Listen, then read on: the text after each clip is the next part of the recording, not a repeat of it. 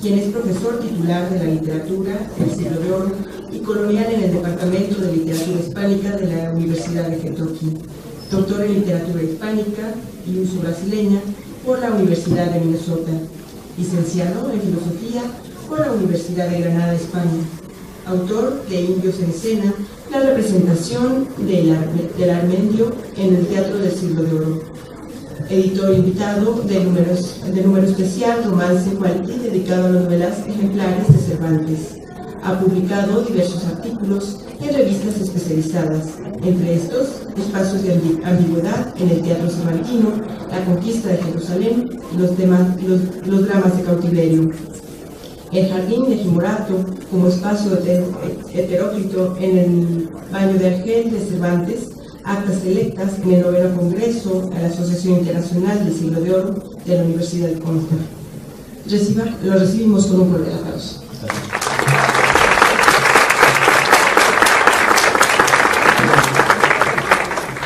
Quiero agradecer a todos ustedes su presencia aquí. Para mí es un honor venir a esta ciudad. Estoy todavía sorprendido por la causa a todos nosotros.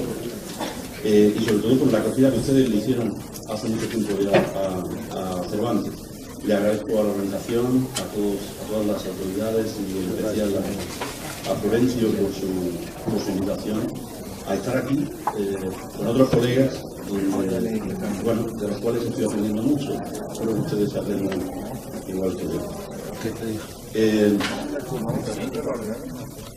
Les quería decir también que ayer salió en El País Digital en España un artículo de Fernando Sabater que se pasó por ahí en el libro de años, no lo sabía, en octubre, y hace un alegato muy breve pero importante a la libertad. Con las últimas palabras de Antonio Rey, cuando hablaba de lo más importante, una de las cosas más importantes, si no la más importante, de Cervantes, decía él, es el tema de la libertad. Pues eso es exactamente lo que hace Fernando Sabater para acordarse de Guanajuato a través de Cervantes, citar la libertad en Cervantes, de nuevo, como lo hacía Rey, y acordarse de todos ustedes, de este festival, del festival y del coloquio. Así que, si lo pueden consultar conmigo. El tema del cautiverio en Cervantes es un tema que toca absolutamente por entero la obra de Cervantes. La novela, los entremeses, la novela Don Quijote, Persiles, en fin, y el teatro. Pero fundamentalmente me voy a centrar en eso, voy a tener entonces una hora, entramos un poco tarde, a hablar de cristianos, moros y judíos, es decir, cómo ve Cervantes al otro y a sí mismo, es decir, cómo ve a los cristianos cautivos en las obras de cautivos. Obras de cautivos se dice tradicionalmente que hay cuatro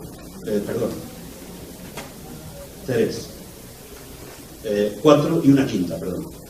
La quinta siendo la conquista de Jerusalén, atribuida, no digo recientemente, pero sí en los últimos 30 años, por el llorado Estefano Arata, y de la cual tendremos una conferencia plenaria el viernes, por el doctor Rioso Santos.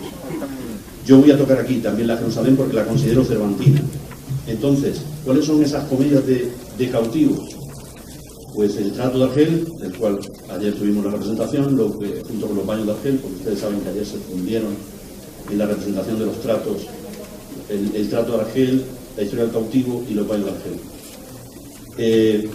Trato de Argel, los baños de Argel, la gran sultana, el gallardo español y la conquista de Jerusalén.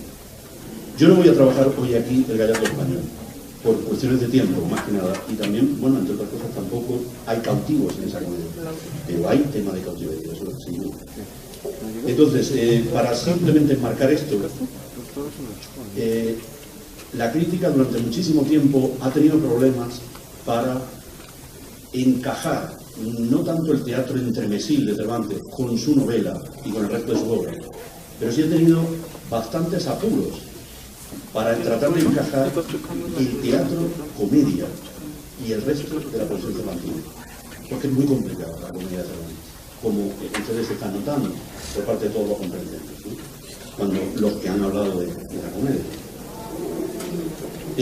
Pero fundamentalmente parece que la crítica ha venido como definiendo las piezas de Cautivos ancladas en un profundo, con una profunda unión entre el nacionalismo y el cristianismo, es decir, algo así como lo que se haya venido a llamar propiamente una defensa del imperialismo nacionalista de Cervantes, fruto de su propia experiencia de cautiverio. Muy bien, yo hoy vengo aquí a plantearles un problema a eso, nada más. Y lo voy a hacer desde los textos, vamos a leer muchos textos. Mediante un estudio centrado en el análisis de las comedias El trato de Argel, La gran sultana, Los baños de Argel y la reciente atribuida a la conquista de Jerusalén por Godofre de Bouillon, pretendo andar en la significación del teatro de Cervantes. Es este un teatro que, lejos de servir a la acción como el de Lope, sirve al concepto, o mejor dicho, sirve para explorar ideas, no momentos de acción, como entienden Friedman o Zdenek. Quizás sea esta dificultad la que a menudo impide a los críticos crear paradigmas globales de interpretación del teatro cervantino, ya sea porque lo ven demasiado episódico o porque lo piensan falto de unidad dramática. Sea como fuere, no pretendo aquí sugerir una solución a este problema, pero sí explorar una serie de paradojas, contradicciones y ambivalencias que, si bien se circunscriben análisis de 4 comedias, El trato de Argel, La gran sultana, Los baños de Argel y La conquista de Jerusalén, espero arrojen luz sobre la significación, el carácter e importancia del teatro de Cervantes, en conexión con el resto de su obra. En estas 4 obras, donde Cervantes delinea su visión del otro, el lector se siente confrontado con la contradicción existente entre la defensa y la crítica de la ortodoxia cristiana. Es decir, la contradicción que supone el despliegue de múltiples pasajes de una notable ortodoxia cristiana, en los cuales se insertan diálogos que no solo no concuerdan, sino que subvierten dicha ortodoxia. A mi modo de ver, la razón de estos momentos contradictorios, de estas oscilaciones, tiene que ver con el plan cervantino de sacar a la superficie y desmantelar, con ayuda de la ironía, los ideales fatuos: honor, pureza de sangre, excesiva ortodoxia religiosa, que vienen impuestos por la ideología dominante. Cervantes lleva a cabo su plan contraponiendo el discurso del honor y la excesiva ortodoxia religiosa con la hipocresía del comportamiento humano. Se ve entonces al moro desde los ojos del cristiano y al cristiano desde los ojos del moro, produciéndose así una especie de vértigo que, como ha señalado David Castillo, viene a desestabilizar cualquier noción de centralidad cultural. Las nociones de esencialismo cultural están basadas en rígidos mitos, como el código del honor o la pureza de sangre, que no se pueden mantener en la práctica. De hecho, la práctica de las relaciones cristiana-moro que veíamos ayer, mora-cristiano, anula el valor y la viabilidad de esos mitos. En efecto, como desvelan las 4 obras, es imposible actuar conforme al ceñidor del honor o mantener la escrupulosidad religiosa o de la sangre sin caer a veces en la inconsecuencia o en el ridículo. En zonas de contacto cultural como Argel, Constantinopla, Orán o Jerusalén, no podemos preservar la fantasía social de que entre el uno y el otro hay una diferencia intrínsecamente radical. A primera vista, se podría defender que en estas comedias se representa la superioridad moral de los cristianos frente a la irreverencia y falta de ley de los moros, Casalduero, Friedman o el propio Reyazas, así como las odiseas por las que pasan los cristianos cautivos por defender su fe en tierra de infieles.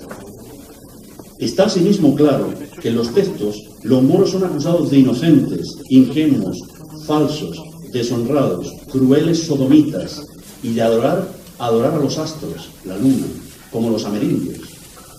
No obstante, a mi modo de ver existe otra lectura, como nos ilustran Johnson y Ward Roper, ya que Cervantes crea ambivalencias formadas a partir de la presencia de ideas contrapuestas. Bruce Ward Roper incide en esta idea al señalar que Cervantes escrupulosamente presenta, dice él, siempre los dos lados de cualquier asunto. De manera similar, Carl Johnson, al acercarse a la numancia, enfatiza la intencionada ambigüedad en la representación cervantina y mediante esta ambigüedad la imposibilidad de una única y definitiva interpretación. Una lectura correcta, en el sentido de establecer definitivamente la superioridad de una interpretación sobre la otra, queda así imposibilitada, precisamente, creo yo, como quiso Cervantes. A mi juicio, es esta una ambigüedad, una ambivalencia que Cervantes espera que el lector supere para de ese modo llegar a tener una opinión propia que redunde en juicios con repercusiones en el mundo, es decir, una ética. Cervantes estaría así llevando hacia el terreno de la responsabilidad y de la ética, y no solo del conocimiento, el sapere aude latino, el atrévete a pensar, que tanto influyó en la Ilustración. No quiero con esto proponer un Cervantes ilustrado, en el sentido rechazado por George Mariscal, por ejemplo, pero sí a un convencido humanista cristiano, con ciertos tintes racionalistas. Cervantes se aplica en cuestionar la fundamentación de la moral y de la identidad individual en conceptos como la sangre, el honor o la nación, impuestos por el sistema político como si de la propia revelación cristiana se tratara. En su lugar, propone una ética de la tolerancia, basada en la racionalidad y los valores compartidos. En este sentido, Cervantes rompe con esa visión que parece tener del moro la comedia lopesca, como ser ciego, dominado por el demonio y por tanto irredento, inferior, incompleto en el plano religioso, que no así en el plano noble caballeresco. Me refiero a comedias lopescas como El hijo de Reduán, El hidalgo Vencerraje, El remedio en la desdicha, El cerco de Santa Fe, La divina vencedora, El sol parado o El cordobés valeroso. El Lope, el moro, en estas comedias citadas, y posteriormente el indio, en dramas como El nuevo mundo descubierto por Cristóbal Colón o Arauco Domado, se presenta como distinguido, valeroso, noble, pero por otro lado es un ser incompleto, bárbaro y falto de Dios. Cervantes destruye esta dicotomía, mostrando la complejidad de las relaciones entre el cristiano y el otro. Y al hacerlo desmantela con ironía los ideales fatuos sobre los que se edifican tanto la identidad de los dos como sus odios y diferencias. En Cervantes, por encima de todo, prima lo humano. Ya lo ha dicho el profesor Reyes. Lo cual se refleja en una constante preocupación por el tema de la honestidad, el honor y la honra, sobre todo la virtud, y una apuesta y defensa de la virtud individual. Un buen ejemplo de este humanismo aparece en La Gran Sultana, en el intercambio que tienen dos renegados, y otro en Los Baños, al representar las relaciones entre cristianos y judíos. Al comienzo de La Gran Sultana, cuando los dos personajes, Sadek y Roberto, dialogan sobre su situación y el hecho de haber renegado de su fe, Sadek termina por decir que si va a decir verdad, yo ninguna cosa creo. Roberto replica, fino ateísta te muestras. Y Sadek concluye, solo sé que demostrarte con obras al descubierto que soy tu amigo a la traza, como lo fui en algún tiempo. Es decir, no importa tanto aquello en lo que se cree, cuanto la obligación de demostrarlo con obras. Esa es la razón de que Cervantes muestre simpatía hacia algunos renegados. Piensa que entre ellos hay almas que todavía, con esfuerzo, se pueden recuperar para el cristianismo. Recuérdense los sermones de Saavedra en el trato. Al mismo tiempo opina que son seres humanos a los que en muchas ocasiones las circunstancias económicas y políticas los han inclinado a cambiar de fe. Con respecto a la representación que se hace del judío, Mientras en la Gran Sultana este se defiende de la perversidad e insultos del cristiano, llamándolo a su vez bárbaro y demonio, Cervantes resalta en los baños en un tono burlesco la maldad del cristiano frente a la humildad, sumisión, inocencia y a veces servilismo del judío. El judío, cataloga al cristiano de cristiano honrado, buen cristiano y señor.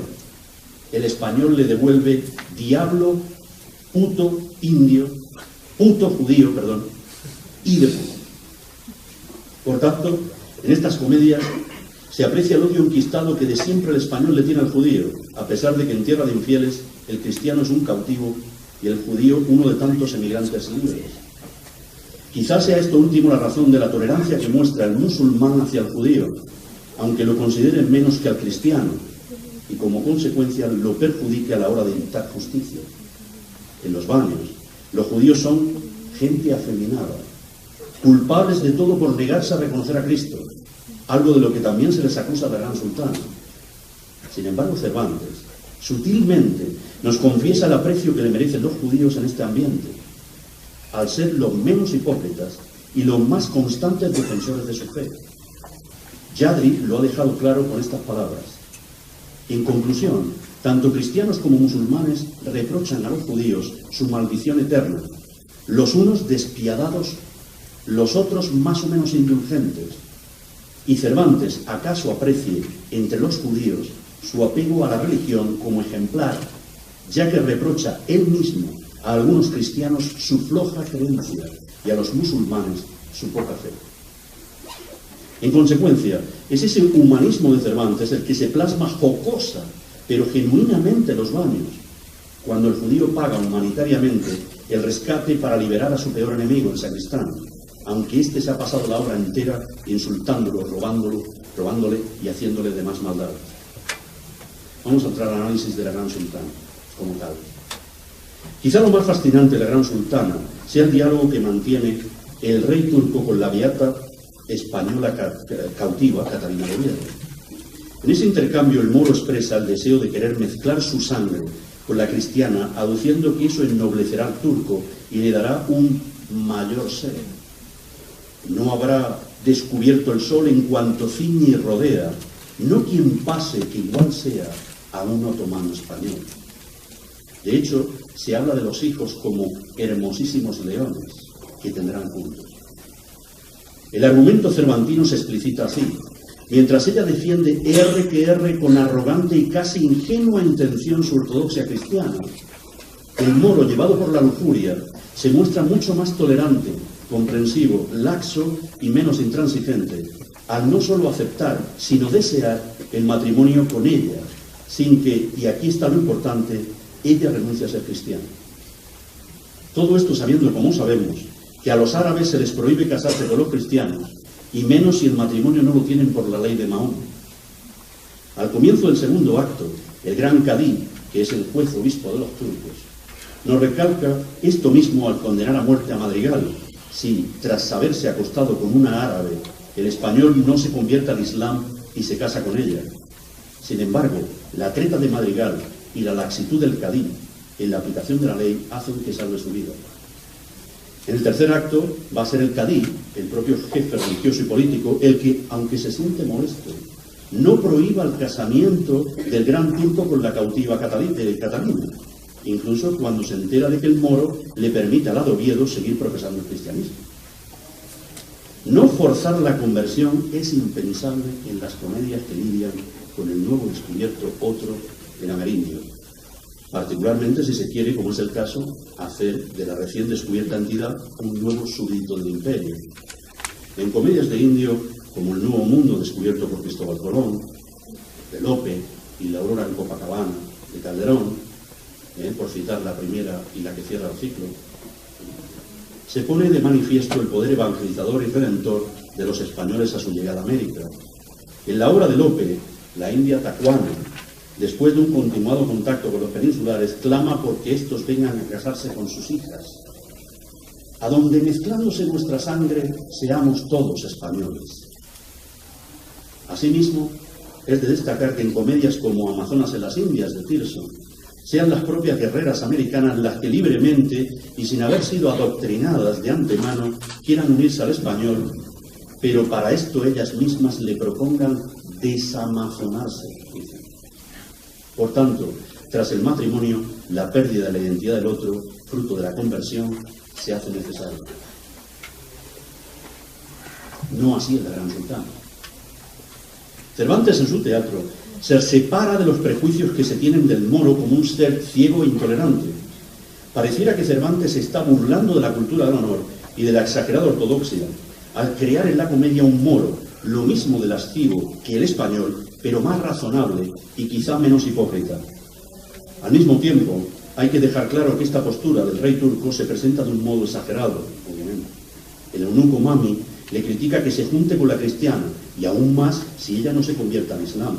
Caso extraño y peregrino, cristiana una gran sultana. Tan peregrina parece la idea que ha llevado a Louis Smith a defender que la obra es completamente burlesca. Louis Smith y otros muchos. Una broma pesada, por la que Cervantes se alía con sus lectores avisados en una especie de conspiración para reírse de aquellos inocentes que la toman por historia verdadera, cuando no es más que ficción. Todo, menos una broma pesada para críticos como Caravaggio, Fuchs o Hinchy. En esta línea, a mi juicio, la Gran Sultana plantea una serie de problemáticas que requieren un atento estudio. El turco, mucho más respetuoso con la cristiana, aduce que no es Dios él para forzarla a ser musulmana. ¿Tengo yo a cargo tu alma? ¿O soy Dios para inclinarla? ¿O ya de hecho llevalla donde alcance eterna palma? Vive tú a tu parecer. El rey turco de la Gran Sultana mantiene una relación con la cristiana más libre, puesto que no se siente obligado por el código del honor y vive menos presionado por la pureza de sangre. Además, no solo no le importa que la cristiana rece a Dios y a la Virgen, sino que la anima a ello. Y es que la hibridez que se da en Constantinopla, en Argel o en Jerusalén, es la que rompe momentáneamente las fronteras entre cristiano y moro. La aparición de personajes híbridos, en términos religiosos y culturales, que han sido una cosa u otra, o las dos a la vez, cristiano convertido en moro, moro en cristiano, renegado, y el uso de una lengua común, que como dicen en Don Quijote, ni es morisca ni castellana ni de otra nación alguna, sino una mezcla de todas las lenguas con la cual todos nos entendemos, hace más complejas las relaciones entre las diferentes comunidades que comparten ese espacio. Hasta aquí parte de la opinión que se tiene del turco, pero ¿cómo sale representado el cristiano en estas obras? La estrategia de Cervantes consiste en confrontar al lector con la contradicción que supone el despliegue de múltiples pasajes de una notable ortodoxia cristiana, los cuales se presentan atravesados de diálogos, comportamientos y circunstancias que no solo no concuerdan, sino que subvierten dicha ortodoxia. En mi opinión, Cervantes pretende, con estas oscilaciones en vivalencias, desarticular, mediante la ironía, los ideales vanos impuestos por la ideología monárquico-absolutista: honor, pureza de sangre, excesiva religiosa, unidad libre. Como veremos, en las cuatro comedias, la idea consiste en contrastar esos ideales con la cruda realidad vital o con la hipocresía del comportamiento humano. En este sentido, este teatro permite vernos a los cristianos, como nos podría ver el otro, embusteros, arrogantes e hipócritas. Ya desde el principio de la Gran Sultana, Cervantes se mofa de la pureza de sangre y del excesivo celo cristiano que demuestra Madrigal, el gracioso, al aseverar ser español sin duda, esto es, sin mancha, y añadir: y soylo, lo he sido y lo seré mientras que viva y aún después de ser muerto 80 siglos. Pero donde verdaderamente se demuestran las ambigüedades y ambivalencias a las que hago referencia es en la actitud de personajes como la sultana, Zaida y Celine. Mientras que hemos asistido durante toda la obra a una negativa constante de la ilustre sultana doña Catalina de Oviedo a mezclar su sangre cristiana con la del turco, que le ha llevado incluso a plantearse muy decididamente el ser mártir, la encontramos de repente acicalándose para que el abominable infiel disfrute y presuma de sus dones. El padre le recrimina que no es de cristianos aceptar, y menos sin tortura, el casamiento con el turco, y que se halla en pecado mortal. ella contesta que al menos tiene el consuelo de que el infiel la ha dejado ser cristiana. Sin embargo, tras toda esta insistencia en la ortodoxia, nos hacemos la pregunta, ¿no habría sido más cristiano negarse a esas relaciones, manteniendo la pureza de sangre, y morir como verdadera mártir si este fuera el caso, como de hecho hace otro personaje en los baños, al negarse a renegar de su fe? Definitivamente esto no es posible. Y no lo es porque he aquí el dilema. Catalina no puede escapar, no puede suicidarse, pues como su padre le dice, iría en contra de la ley de Dios. Y tampoco le permiten morir por su fe, cual mártir, dado que el sultán no la va a matar si ella no consiente, decidido, eso sí, como está, a disfrutar de él. Su única salida es, por tanto, casarse con el sultán y mantener su honra y fe. Cervantes de esta manera lo ha orquestado todo, en mi opinión, para que Catalina siga viva, mantenga su cristianismo, se case con el moro y sea capaz de darle un otomano español. Ese niño, como defiende Mariscal, es un ataque frontal a la pureza de sangre, al dogma y a la idea de nación que intenta propagar el Estado absolutista. Dice Mariscal, ese niño ataca el corazón mismo de las ideologías de la pureza. Con un solo golpe problematiza categorías rígidas como la religión, la nación o la etnia, y propone una síntesis cultural y genética, algo no poco deseable en la lógica de esta comedia en particular. Cervantes no estaba probablemente propugnando los matrimonios mixtos. Sin embargo, su texto forzó a los lectores contemporáneos a pensar en ellos como un tolerable hecho vital. Con este episodio, Cervantes, más que promover la síntesis racial, nos acerca a aceptarla y tolerarla, a verla como un acontecimiento más que no solo se puede dar en Constantinopla, sino que se da, lo queramos o no, todos los días en la península. En este sentido, ¿quién avasalla a quién? ¿La cristiana al moro, como nos canta Madrigal y defiende por un lado Friedman y por otro David Barton, al decir que Catalina impone su cristiana voluntad? ¿O el moro a la cristiana, como más claramente parece? Por otro lado, después de toda esa excesiva ortodoxia desplegada por los personajes cristianos a lo largo de la comedia, en el serrallo del sultán nos encontramos con los adúlteros amoríos de Zaida, Clara, y Celinda, que en realidad es Lamberto. Más aún, Clara le comunica a doña Catalina que está esperando un hijo. Lo que no es de recibo aquí es que estos dos personajes peninsulares sean los que critiquen la lascivia del sultán cuando no tienen ninguna catadura moral y mienten constantemente. Casalduero reconoce que Madrigal, dice Casalduero, no ha tenido inconveniente en hacer el amor a una mujer árabe, y Lamberto en el serrallo no ha sentido la necesidad de respetar a su amada. Sus dos conductas son dos conductas antiheroicas. Y hay que añadir, digo yo, anticristiana la una e irreverente la otra, del todo contraproducentes con la excesiva ortodoxia mostrada por todos los personajes cristianos. Como parte de esos momentos que contradicen el discurso conservador ortodoxo, hay que mencionar en las cuatro comedias las consecuencias de la inversión paródica de las relaciones de poder. Ya lo vimos ayer en la representación. Catalina con el rey turco en la gran sultana, el ama Zahara con su esclavo Aurelio en el trato, la mora Zahara con don Lope en los baños, y la mora Clorinda con el cristiano Tancredo en la conquista de Jerusalén. En tres de los casos, los amos asumen por deseo el papel de esclavos de los españoles cautivos, y en el último, una aguerrida mora se enamora perdidamente de un menos bravo cristiano. Ahora bien, esta inversión afecta a tipos distintos de discurso en cada una de las obras. En la gran sultana, dicha inversión opera al nivel del discurso de poder, o en términos Foucaultianos, afecta a la naturaleza del poder. El gran turco renuncia a su autoridad y dominio sobre la cristiana, investidos en su posición y cargo. Esto, sin embargo, no redunda en que la cristiana rinda el indomable cuello del león otomano, como dice Madrigal, sino en que el turco dé pie a una relación menos impositiva, más caballerosa y tolerante. Por otro lado, en el trato, la alteración se da al nivel del discurso de género. Se produce así una inversión de los roles sexuales tradicionales, algo que, según Modió, sería un aspecto esencial del texto cervantino. Aquí es Aurelio el que tiene que defender su virtud una y otra vez, como vimos ayer, manteniendo a raya las embestidas de la rijosa mora. Y si en la conquista, parecidamente, la inversión afecta a los roles de género y a la porfía amorosa y sin mayores escrúpulos que las moras principales tienen por el soldado cristiano, en los baños la alteración influye en el discurso religioso, como veremos, en tanto que es la mora la que alecciona en moral cristiana al cautivo del lobo. Igualmente, en la Gran Sultana Cervantes ataca el carácter prohibitivo del Código de Honor peninsular, cuando hace que el rey turco le diga a la cristiana: no eres mía, tuya eres.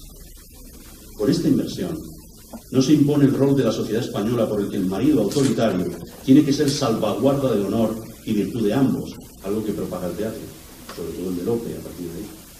Más todavía, el turco la quiere hacer señora por subir el bien de punto, cuando por fuerza podría gozarla como esclava, algo que se repite en el trato y en los baños. De esta forma, se da a entender, además, que el turco posee un concepto de virtud muy parecido al del cristiano, como demuestra el siguiente pasaje: el amor, teniéndome por su esclavo, no me deja ser señor.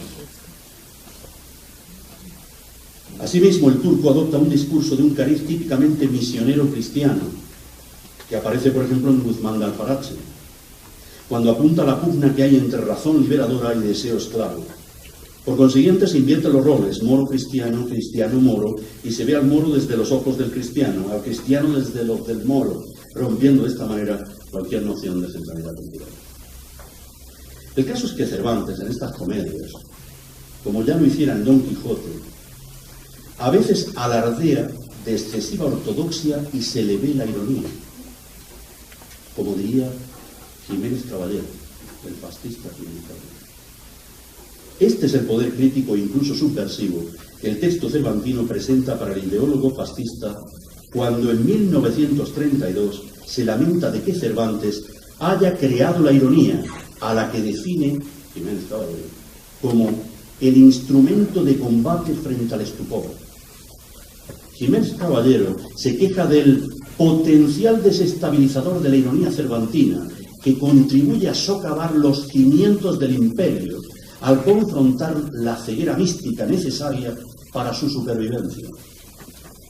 ¡Wow! De todo esto parece dar cuenta Casalduero al expresar que el tema de la Gran Sultana es la lucha por vivir cristianamente en el mundo, dice Casalduero, e intentar resolver estas oscilaciones cervantinas diciendo: esta religión para el mundo no es nada excepcional en el barroco, al contrario, es algo típico de esa época. Cervantes trata el tema de una manera heroica, cuando quiere presentar el ideal de acendrada pureza, es lo que yo llamo excesiva ortodoxia, que debe iluminar al hombre. Cuando trata solo de ofrecernos el nivel general de la humanidad, le da un aire de burla. Esta es la razón, me parece a mí, sigue Casalduero, de la fantasía burlesca de la comedia, de esa burla que acompaña a la acción principal y con ella se enlaza. A mi modo de ver, sin embargo, Cervantes se sirve de esa burla para desmontar los postulados baldíos que fuerza la ideología dominante. Y lo hace contrastando esos ideales: honor, pureza de sangre, excesiva ortodoxia, acendrada pureza, con la compleja realidad del comportamiento humano, esto es, con el nivel general de la humanidad, en palabras de Casalduero. En la práctica, esos postulados, y a lo que obligan, son insoportables e imposibles. Además, devolviéndole al cristiano a través del moro, como si de un espejo se tratara, sus propios insultos, sus propios miedos, su propia fragilidad, Cervantes aboga por la pluralidad de perspectivas. En ese sentido, mi interpretación se enlaza con el multiperspectivismo cervantino secundado por planteamientos como los de Friedman, Spalacini Tamens, Abagliarce, Mariscal, Durán, John J. Allen. El trato de Argel. En el trato de Argel, Zahara Mora se muere por Aurelio, el español cautivo, ya lo vimos ayer, y Yusuf, renegado, por Silvia, española cautiva. Aurelio intenta quitarse a la infiel de encima echando mano del honor, o mejor dicho, del deshonor que supondría la mezcla de cristiano y mora. La árabe contesta de modo parecido a como se hace en la Gran Sultana: el amor todo lo iguala, dame por señor la mano. De una manera interesada, Zahara, en el trato, defiende que el casamiento con el cristiano no le traerá deshonor, cosa que Fátima, su criada, le recrimina. Así, cuando Aurelio le informa a Fátima de que el gran peligro que se corre es ofender a Mahoma, Zahara contesta que le deje de religión, que lo que le interesa ahora es el amor. Déjame a mí con Mahoma, que ahora no es mi señor, porque soy sierva de amor, que el alma sujeta en Roma. La mora, irreverente, está pues menos obsesionada con la ortodoxia o la pureza de sangre que el cristiano. Como el propio Aurelio explica acto seguido, en mi ley no se recibe hacer yo lo que me ordenes, antes con muy graves penas y amenazas lo prohíbe, y aún si bautismo tuvieras, siendo, como eres casada, fuera cosa harto excusada si tal cosa me pidieras. Zahara contesta con notable sorpresa, como si el rigor de la contestación de Aurelio fuera cosa de locos para ella. Aurelio, ¿estás en poseso? La ambivalencia de este pasaje es manifiesta, ya que si por un lado el rey de Argel, el Obanos, expresa que es imposible tratar de convertir a un joven español al Islam, por mucho que se le torture, antes que Moro le verá sin vida. Por otro, en el trato, Cervantes no duda en apuntar en la voz de un pregonero: estos rapaces cristianos, al principio muchos lloros, y luego se hacen moros mejor que los más ancianos. Asimismo, Cervantes critica la codicia de los musulmanes que compran, venden y en definitiva especulan con vidas humanas. Pero he aquí algunos de los mismos defectos en los cristianos, como expresa el esclavo primero en el trato: que mis ancianos padres que son muertos y un hermano que tengo se ha entregado en la hacienda y bienes que dejaron, el cual es tan avaro que aunque sabe la esclavitud amarga que padezco, no quiere dar para librarme de ella un real de mi mismo patrimonio. Si el judío en la Gran Sultana es el que insulta al cristiano llamándolo perro y demonio, porque siguiendo la tradición emblemática escupe cual salamandra, en el trato el rey moro insulta al español en árabe diciendo cido cifuti breguedi, esto es, silencio, cornudo judío, en vez de cornudo cristiano, como cabría esperar. Es decir, viéndolo como infiel, el moro insulta al cristiano con la palabra que utiliza el propio cristiano para insultar al otro judío. Aunque Seville y Bonilla, muy bien, nos informan de que estos términos se usaban muchas veces para designar a todos los infieles, podemos decir, siguiendo a de Armas, Wilson, Castillo y Espadachín, que aquí Cervantes despliega hibridación lingüística para parodiar el discurso imperialista cristiano o la narrativa hegemónica que asimilaba a los judíos, los moros y los indios dentro de una mítica imagen de otredad. El moro le devuelve al cristiano sus mismos prejuicios al preguntar: ¿almas tenéis los cristianos? Lo vimos ayer, ¿verdad? Pero es en el siguiente pasaje donde más claramente se aprecia el poder corrosivo de la ironía cervantina. El pirata Mami se burla del valor que la honra tiene para los caballeros cristianos españoles que navegan en las aguas del Mediterráneo, los cuales, por no rebajarse a remar, permiten que los corsarios les den caza, les roben y los hagan cautivos. Dice Mami: pero allá tiene la honra el cristiano en tal extremo que así en un trance el remo le parece que es deshonra, y mientras ellos allá en sus trece están honrados, nosotros de ellos cargados venimos sin honra acá. El moro se muestra mucho más sagaz y se jacta de no verse constreñido por un concepto de identificación social tan vacío y necio como el de la honra, así entendida aquí, no como la ha entendido el profesor Reyazas antes. El mercader primero apunta interesadamente que ojalá en el español esa honra y ese engaño nunca salga de su pecho, pues nuestro mayor provecho nace de su propio daño. Cervantes equipara honra a engaño y daño. Tiene claro que ese exceso o celo extremo, puesto en conceptos como el de la honra, más bien es un engaño y lleva al hombre a la inacción. Está constatando, por tanto, la realidad social de las víctimas que sufren en sus carnes las presiones del honor. Clara y rotundamente Cervantes critica el código de honor como mecanismo alienador. los baños de Argel. Me gustaría ahora hacer referencia a algunos ejemplos de esta ambivalencia cervantina en la obra Los baños de Argel. En ella se nos muestra al renegado Jasén, ahora cristianísimo, pronunciando una arenga a todos los cautivos para que no le den la espalda a Cristo como él. Después desea ser mártir y reclama que lo empalen para matar el cuerpo y dar vida al alma. Pero antes de morir se dirige a Yusuf, el también renegado y traidor al pueblo español, y lo mata a puñaladas. ¿Hay mayor contradicción con respecto a la doctrina cristiana que matar y ansiar ser mártir? Recuérdese el caso de Catalina, la gran sultana. Por ahí lo digo. Irónicamente, ante tamaño suceso, Cervantes pone en boca del Cadí palabras de homenaje y admiración. Este suceso me admira, en él se ha visto una prueba tan nueva al mundo que es nueva aún a los ojos del sol. Mas si el perro es español, no hay de qué admirar ni adherar. Quiere decirse que las motivaciones del español están fuera de los límites de toda razón o punto. Son motivaciones peregrinas, igual que las de los moros a los ojos de los cristianos. El moro se maravilla porque ve impensable este comportamiento tan excéntrico. Incluso la mora zahara, que ha recibido escasas enseñanzas cristianas y ahora ansía convertirse, envidia la muerte del cristiano al verlo morir tan contento. No deja de sorprender esa excesiva devoción en la musulmana, así como que Cervantes nos demuestre lo pío y cristiano del comportamiento de Jasén a través de los ojos de una mora. En otra escena de cautivos, un viejo le recrimina a un sacristán que coma carne en los días de vigilia, pues eso es mucho relajar los preceptos de la iglesia.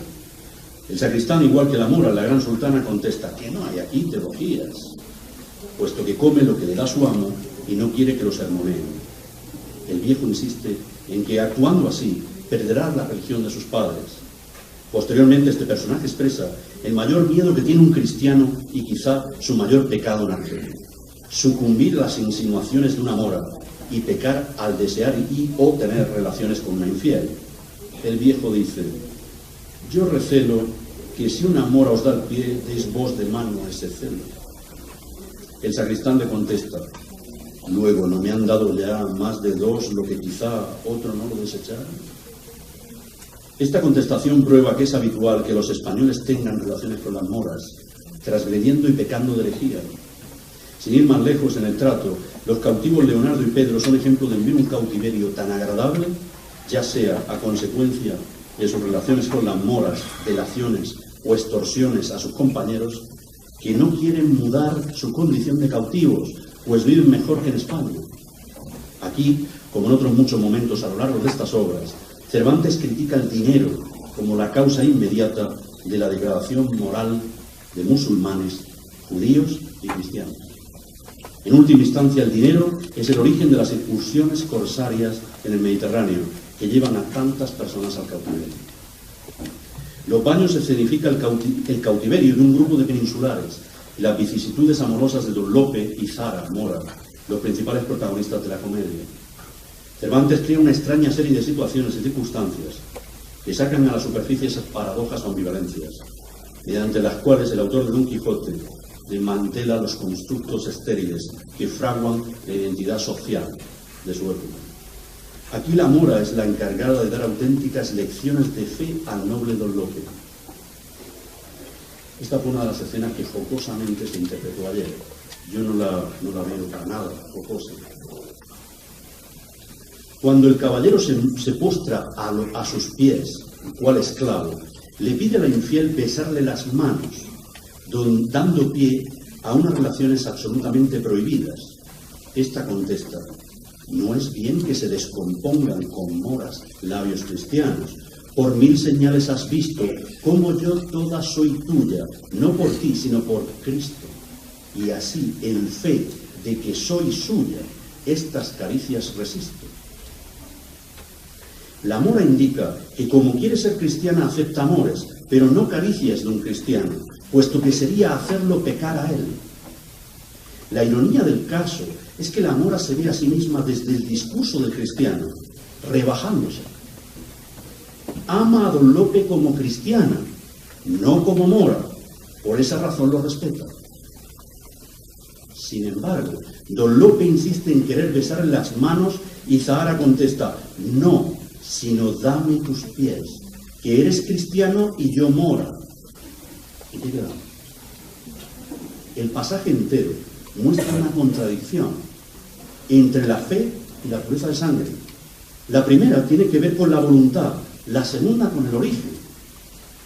Esto es, desde el punto de vista de la fe, la mora es cristiana. Y desde la pureza de sangre es mora.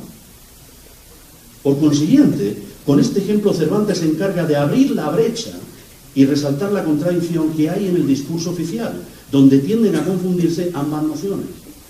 Eso es lo que venderá el teatro de Lope, entre otras cosas. Zahara, que irónicamente le ha pagado, digo posteriormente, Zahara, que irónicamente le ha pagado a don Lope para que le lleve a España y la bautice, además de cubrir el rescate del propio peninsular con la caña, se está poniendo en la posición inferior, en la posición de esclava del español cautivo. El cristianismo tiene que dominar al Islam. Sin embargo, es francamente sorprendente que sea el Islam, esto es, la mora, la encargada de dar lecciones de fe al español. ¿No es este un nuevo guiño de Cervantes? Yadri lo ha dejado expresado de otro modo, haciendo hincapié en la tolerancia que muestra el musulmán con el cristiano, tanto en los baños como en la Gran Sultana, y subrayando la crítica de Cervantes a la noción de pureza de sangre.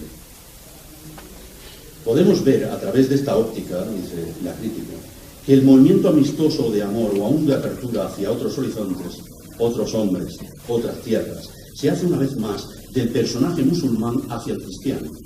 Entonces, no podemos decir que en cierto modo Cervantes critica por este rodeo el espíritu de casta y de sangre, el espíritu separatista de los españoles de su época, herméticamente cerrados a cualquier apertura hacia el exterior. Por último, citar el más crudo ejemplo de la crítica cervantina a la ortodoxia y al ideal de pureza de sangre en esta comedia, caso que raya el absurdo. Francisquito ha sido martirizado por negarse a aceptar el Islam y mantener su nombre cristiano. Así lo encuentra su padre, el viejo, atado a una columna, sangrando, en la forma que pueda mover a más piedad. Francisquito entonces clama a su progenitor que lo desate para morir acostado o sentado, como es costumbre expirar, dice. Sin embargo, el padre no lo deja, se niega a hacer su voluntad, a socorrerlo y desatarlo, porque de esa manera, imita mejor a Cristo y mejor mártir es. Si vas caminando al cielo, no has de sentarte en el suelo, más ligero vas ansí. Cuando al final el padre huye y se embarca rumbo a España, lleva con él los huesos de su hijo en un paño ensangrentado llamándolos reliquias santas. Casalduero opina que es una bonita estampa de piedad y recogimiento. Cito a él porque es uno de los primeros que habla en este sentido. El padre, abrazado a la columna donde muere el hijo, está centuplicando en un bello gesto el poder conmovedor del sacrificio. Sin embargo, a mi modo de ver, la exageración del episodio, con molde en la crucifixión de Cristo, nos lleva a entenderlo de forma paródica, a veces, yo diría casi ridícula. Tras la tragedia del martirio resulta peregrino que un padre y un hijo se encuentren hablando sobre la viabilidad de que el hijo muera o no sentado, como es costumbre expirar. Esto es, al enmarcar un momento tan vivo, de esta manera tan exagerada y burda, en la que el padre aumenta el dolor y acelera la muerte de su hijo, se trivializa a mi modo de ver el sacrificio, moviendo casi a burla más que a devoción. Entremos entonces ya para la parte final en la conquista de Jerusalén por Godofre de Bouillon, esta comedia atribuida a Cervantes, que más que centrarse puramente en los acontecimientos épicos y mostrar una visión de la conquista de Jerusalén por Godofre de Bouillon, mostrar una visión enaltecedora del catolicismo, que de suyo traería consigo la representación de la primera cruzada, que es a lo que hace referencia la obra.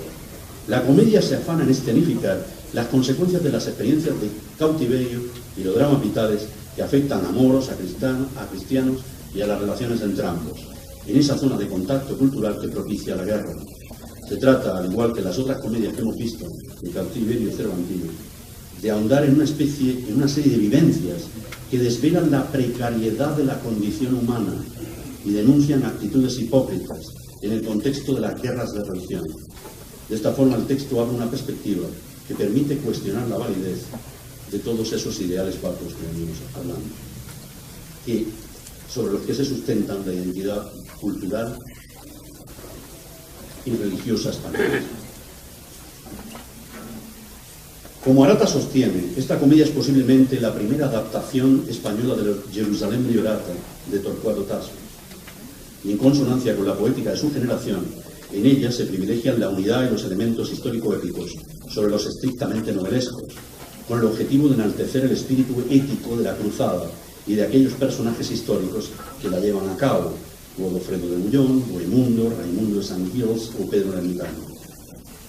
En esta línea, el drama no va a incluir muchos episodios novelescos del poema, como los protagonizados por dos de los personajes más importantes, Rinaldo y Armida.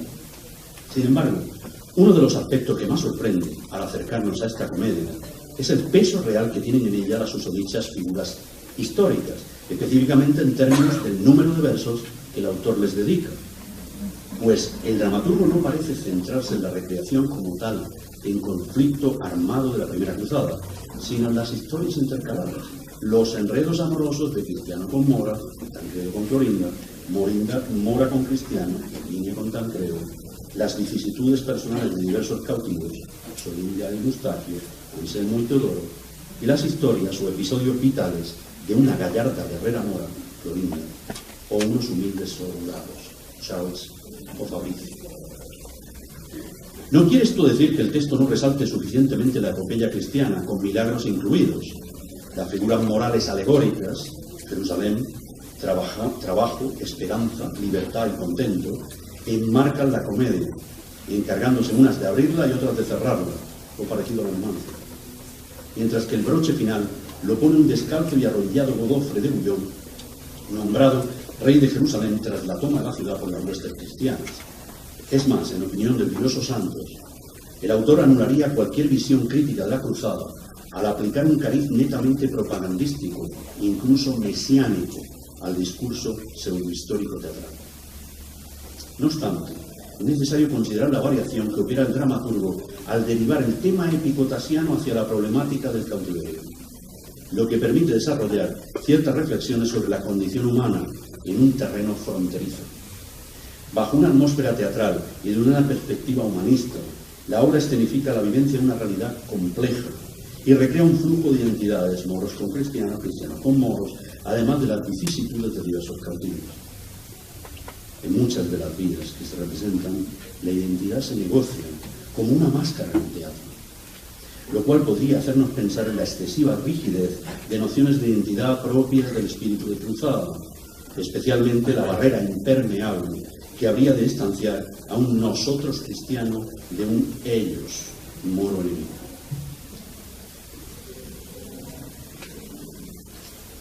Ya en la primera jornada nos encontramos a los cautivos Anselmo y Teodoro hablando del renegado nigromante Marsenio, como consejero del rey moro de Jerusalén.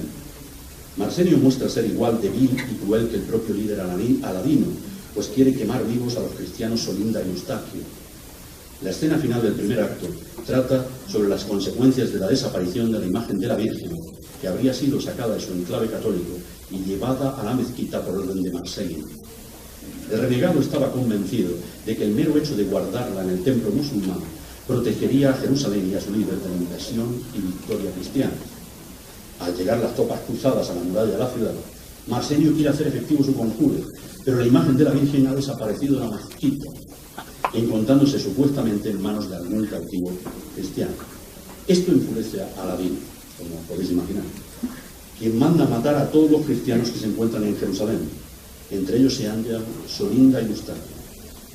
La escena que se desarrolla a continuación muestra a dichos personajes discutiendo por autoinculparse de la desaparición y destrucción de la imagen, para que se les aplique el castigo y poder de ese modo ser mártires, salvando así con su sacrificio no solo el uno al otro, sino por extensión al resto de cristianos de la ciudad.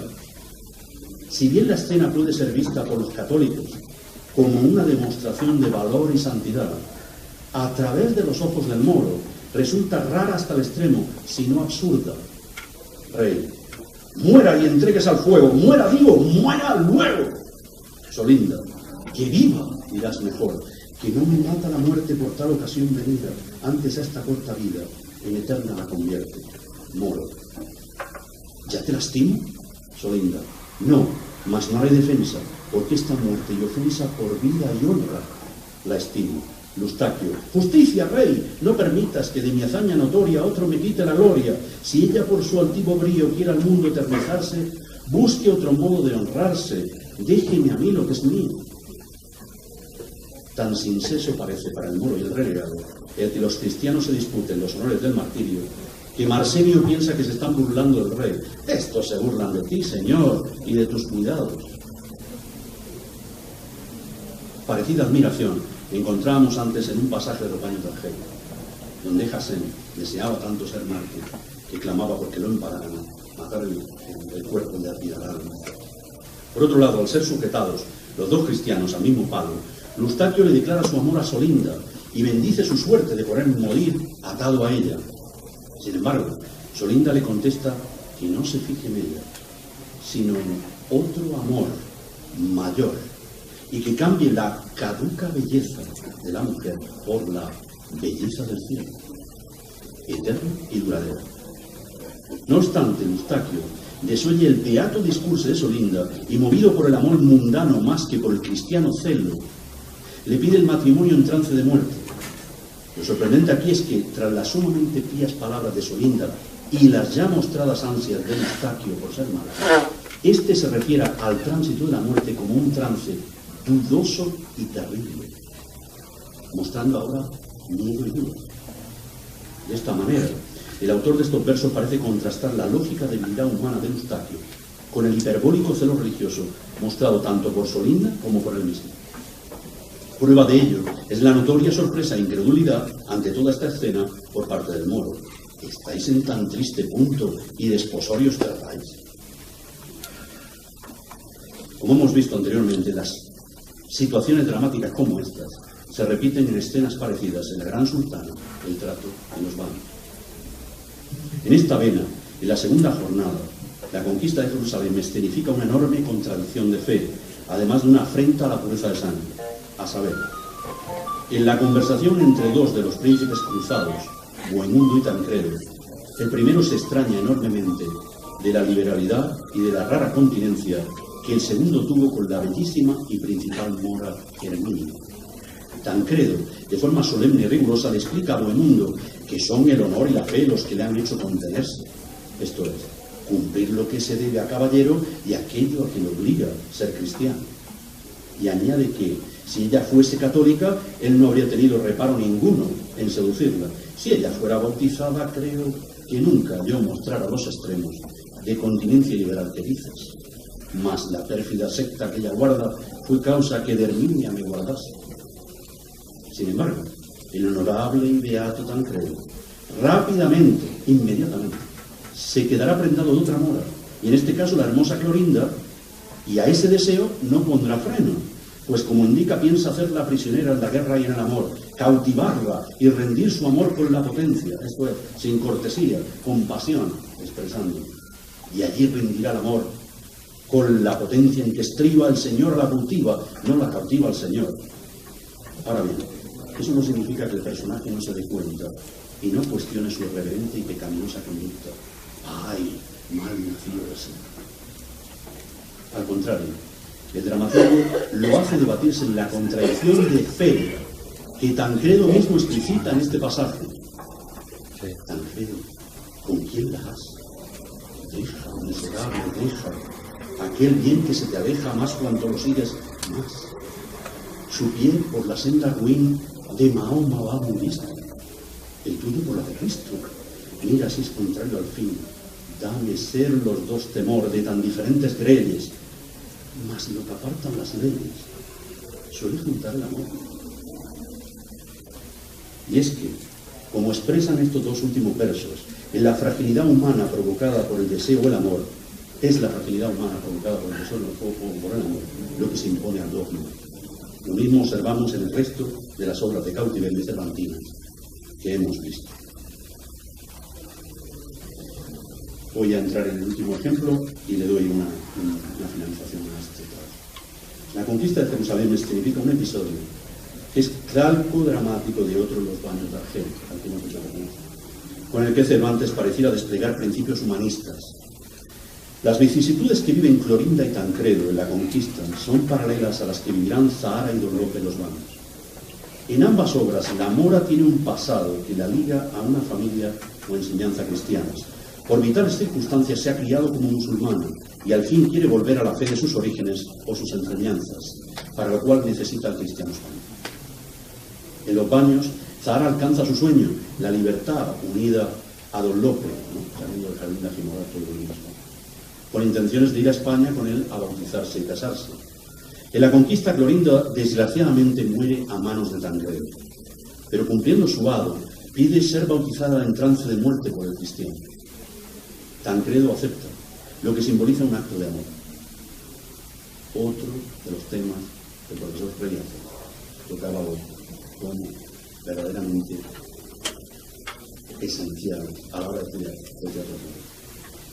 Así pues, en la conquista el humanismo se muestra en que el cristiano acceda a la petición de la mora y la bautice antes de morir, mientras que en los baños se plasma, por ejemplo, cuando un judío paga humanitariamente el rescate de su peor enemigo, el sacristán, cuando la mora Zahara hace lo propio con el cristiano Don Lope, o cuando el amo moro les permite practicar su religión a los cautivos cristianos y celebrar misa en domingo de resurrección.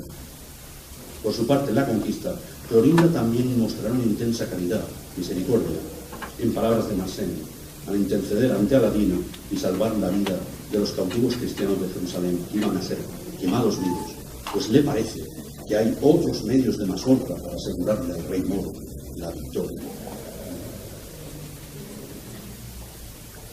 Otro ejemplo, para finalizar, muy rápido. Los soldados Charles y Fabricio hablan de la cruzada y en el diálogo uno de ellos dice estar muy contento. Cuando Fabricio le pregunta por la causa de tal alegría, la respuesta de este es muy reveladora. El ser esta jornada diferente de cualquier otra, que esta es santa y justa, las demás llenas de ambición y envidia. El señalar a esta guerra como la única santa y justa me parece una exageración innecesaria, pero típicamente cervantina, que planta la ambigüedad y deja en entredicho lo que expresa. O al menos siembra la duda, si ya no sobre la legitimidad de esta santa guerra, sobre todas las demás llenas de ambición y envidia. El pasaje, desde una actitud desengañada, muestra acaso desconfianza en las guerras y supone una autocrítica con respecto a las motivaciones de todas aquellas batallas que han tenido que librar los cristianos para llegar a esta última. La conquista de Jerusalén no se centra tanto en macrodramas universales propios de la épica, sino en microdramas personales. En ese movimiento de trasplantar el material épico desde un terreno trascendental a uno personal, en un ambiente fronterizo, la identidad se convierte en una máscara, como la indumentaria que se coloca Herminia para suplantar a Clorinda. Una forma de representación fluida y no una subjetividad trascendente, fija, que ofreciese el orden simbólico en la creación de sus ideales. En circunstancias fronterizas se vela como una naturaleza humana, su debilidad y su hipocresía, pero también se ven más facetas que unen a los hombres que aquellas que los separan. Los moros se enamoran de los cristianos y los cristianos de los moros, se ayudan entre ellos y muestran compasión ante su sufrimiento. Como ya vimos, esto sucede en zonas de contacto cultural, como Argel, el trato, los baños, Constantinopla, la gran sultana, y ahora en Jerusalén, la conquista. También ocurrirá en Orán, en el Gallardo español. Vale, no voy a hablar de él.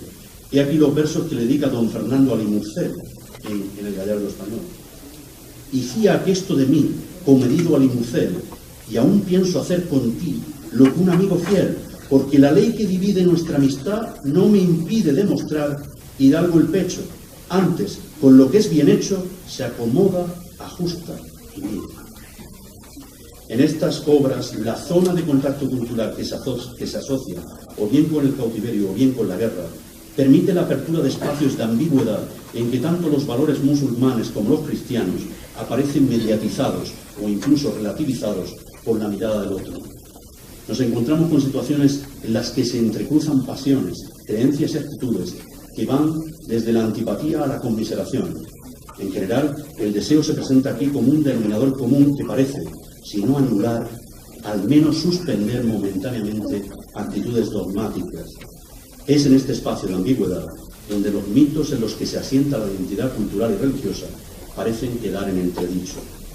Ciertamente ejemplos como los analizados en este trabajo son los que Cervantes quería que sus lectores vieran despacio y examinaran cuidadosamente la lectura, sino en la representación de su teatro.